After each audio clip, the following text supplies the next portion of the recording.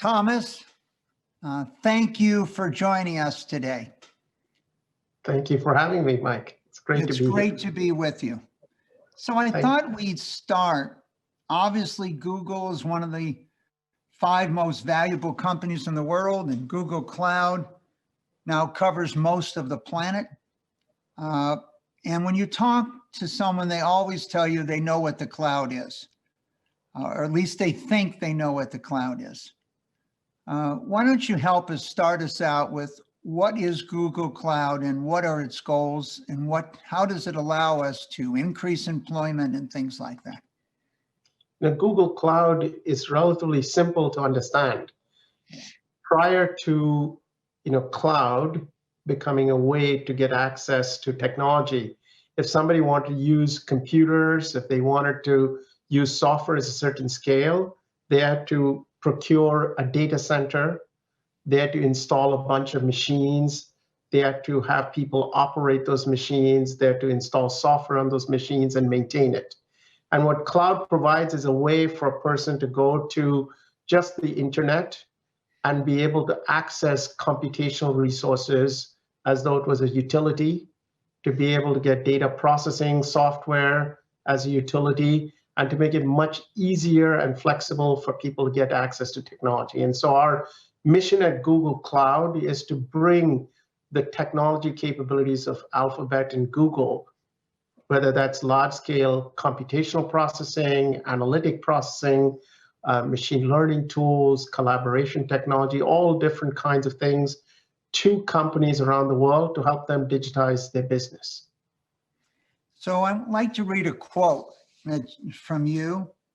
In many ways, we have felt that we will all look back and see and judged on what we've done during this year of a pandemic that occurred. So this is a very defining moment for all of us around the world, you said, to have the hope, the optimism to reimagine our business as you recover from the pandemic. We at Google take responsibility to support you in that mission. Okay, what did you mean by that statement? The pandemic is causing organizations to go through sort of 3 phases. The first phase was, retrench, figure out how to, might get their employees working from home, change what they're doing on a day-to-day basis from the business. Second phase is sort of recover from that big shock that hit them. And the third phase is many CEOs are now looking at how do they reimagine the future. And the reimagine the future to us is going to be accelerating the process through which they can digitize their business, whether that is reaching customers online, delivering services in new ways to people, as well as reimagining the workforce environment. Many people talk about not going back 100% to an in-office work environment. And our work as Google is to help organizations through this period of difficulty, helping them bring the business to the digital world, helping them reimagine the way that their people can work together, and to help them prepare for the model of doing business and working for the future. So one of the things we've seen here is the COVID-19 pandemic has resulted in a substantial acceleration of technology, digitization, and as you've pointed out, these dramatic changes in the workplace. You've said that the key differences are best demonstrated often by looking at individual industries, not necessarily by size of the business, but by the industries. And I know there's been particularly 6 areas that we have spoken about, and maybe thinking of some anecdotal examples in those areas: healthcare, financial services, manufacturing, retail, media and entertainment, and the public sector. Why don't we start with healthcare? Healthcare, many people need healthcare during the pandemic, but they can't go to the hospital to get healthcare because hospitals are very busy. They're also isolating people who have the pandemic from other patients. And so we're helping on three important elements. Number one, we're working with a number of life sciences companies to accelerate the way they can trial drugs, identify new cures, recruit people for clinical trials, and speed up drug discovery. That's an example. The second is delivering telemedicine. Telemedicine has now become extremely widespread. We're working with a number of organizations and national healthcare systems, as well as hospitals in different parts of Asia, to provide them a platform to deliver telemedicine and patient care remotely. And the third is we do believe that using technology, we can help people identify new ways of diagnosis. For instance, we're working with hospitals to identify new ways to use radiographic imaging to detect tumors, to detect rare diseases. So all these are examples of where the new digital technology can help improve healthcare for people around the world. So when I step back, the Milken Institute, all of our 10 centers, we shifted in February as I was coming back from our medical conference in Johannesburg. And we saw in some cases 100-fold increase in telemedicine, as you pointed out, and in many cases, even 1,000-fold increase. Thank you, Google Cloud, for that, from this. Let's talk about another group that's been really forced to change just to survive, and that would be retail. How have you interacted with the retail sector? Retail, there are three fundamental changes. We have helped many retailers move their business online to big e-commerce, the mechanism that will get them more business and also help them transition through this period. In Asia, for instance, we're working with Tokopedia, one of the largest retailers in Indonesia, and giving them the ability to bring their merchants online, offer consumer services through what's the digital front door of e-commerce. The second thing, though, is that as people shift to e-commerce online, there's enormous changes in inventory, supply chain, demand forecasting that's required. Because in the past, people in retail used to plan inventory in their stores. But if people are not going to their stores, if consumers are not going to the stores, you need to rethink the way that you stock and manage inventory, how you handle distribution and logistics, how you handle home delivery. And we're working with many companies to provide those services. So Gojek, for example, in Asia is another partner of ours, and we work with a number of organizations to transform retail to a new way of satisfying customer needs. There's probably no more diverse area than Asia. From the Philippines and Indonesia with hundreds of islands that you can't drive to all these locations that you just outlined. India with its large rural population versus other cities, small geographic areas like Japan and South Korea. How have you navigated this enormous diversity of Asia? And maybe give us a few examples. So we have work going on in every part of Asia. In Japan, we've helped people in e-commerce, in media and entertainment, in communications, change the way that they do logistics, fulfillment, etc. We work, for example, with Uniqlo, which is a close customer and partner of ours for many years, and have helped them really transform the retail business that they're in. In ASEAN, in Southeast Asia, we worked with many companies in Singapore, in Indonesia, in Thailand, and Malaysia to, for example, change manufacturing. Manufacturing processes, for example, today require human beings to stand at the end of the manufacturing line and quality inspect products that are being made. And using new tools that we provide, you can automate quality inspection, reducing the need for people to stand next to one another in a very tightly controlled space, thereby helping them through the pandemic. We've helped organizations in the Philippines and in Thailand deliver telemedicine to to patients in the country. We're helping public sector institutions deliver care in a variety of ways to people in different parts of these countries, including unemployment benefits, small business loans, and a variety of other things. So it's a very diverse geography, but our goal has been to make sure we provide the necessary support for people through this environment. So I know you're interacting with people in 200 countries around the world. But during this period of time, what are you hearing from your customers? What are they focused on? What's their top of mind as they look at a world heavily changed by this pandemic, and as they look hopefully at 2021 or 2022 with a return to a more normal activities? What are you hearing from your customers?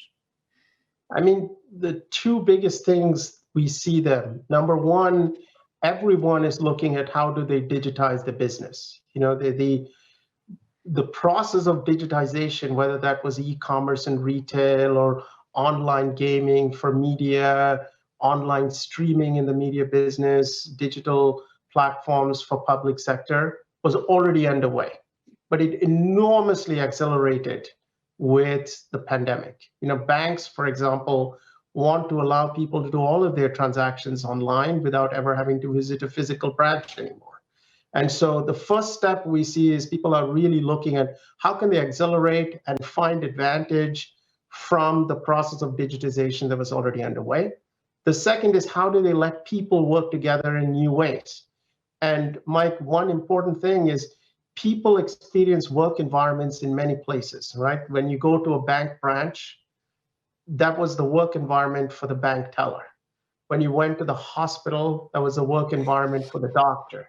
When you went to an insurance agent to get insurance, that was a work environment for the insurance person. And every one of these work environments will be in a hybrid world in the future. Some part of it will be online, some part of it will be physical. And people are really looking at how do they prepare for that new normal, if you will, that will be different from the way it was. And it'll be captured by new ways of working, new workplaces, and then a much more digitized world. So when I think of data processing and analytics and the enormous data, if I think about who knows more about what's going on than anyone in the world, I think about Google as the most visited site in the world, or YouTube as the second most visited. But as we think about all this data, one of the challenges is how do we create actionable insights? And I believe in my interaction over the years that at the moment, Google has more people that got PhDs in AI than any other company in the world. How can we use this information that you can provide us to make better decisions, to accelerate efforts, whether they be in medical or financial or in the public sector? So we're providing a lot of the expertise that Google has in artificial intelligence, in large-scale data processing and analytics through a set of platforms in our cloud to organizations in a number of these industries. And we're applying the advances in data processing to specific domains. So, for example, in retail, a big part of our work is around demand forecasting, customer segmentation, inventory management. Very important things for retailers in this digital world to deal with. How do you forecast demand when people are just going to go to you online and they may start buying things online, and how do you identify their needs? Example in manufacturing, how do you streamline manufacturing processes using information and quality processes that are coming off the equipment on the shop floor? In financial institutions, how do you detect fraud? How do you improve market simulation modeling? How do you improve liquidity and risk analysis using our tools? And so we're taking these advanced capabilities that Google has, packaging it as platforms, and optimizing it for these industries through domain-specific solutions for each industry. So when I think of Google, and you've had to transform your own team at Google Cloud to work remotely, how do you help the companies throughout the world, but particularly in the Asian region, if we're going to fundamentally change in the future how people work? Yes, we'll go back, but not to the extent we were.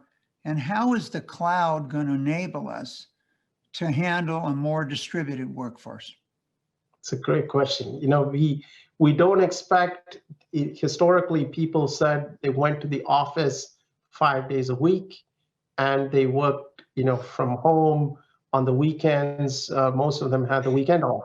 Increasingly, we see that the digital medium that we're talking through, conferencing and a number of these technologies, will become much more widespread even after the pandemic. And we expect a new normal where people work in a combination of sometimes from home and sometimes in the office.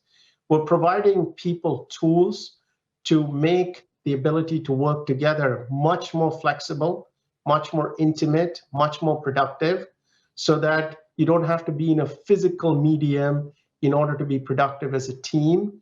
And we see that particularly importantly in Asia, because there are, as you mentioned, there are a number of countries, for example, where geographic distance or the fact that the country itself consists of many islands requires a new form of working that's not all about having people in one city, in one place. And so we're providing tools to help people change the way they work with one another. They work between a company and its customers, for example, between a doctor and their patients in new ways. And we think that will significantly improve the future of work. So Thomas, prior to coming and being in charge of Google Cloud, you had worked for Oracle and other companies and had more than 30,000 people reporting to you. So when I think about leadership and how you've led these organizations, has the definition of leadership changed as technologies expand the workplace? And if it's changed during COVID, will it change in the future? So as you think of yourself as a leader of a growing teams with many responsibilities, how have you rethought leadership?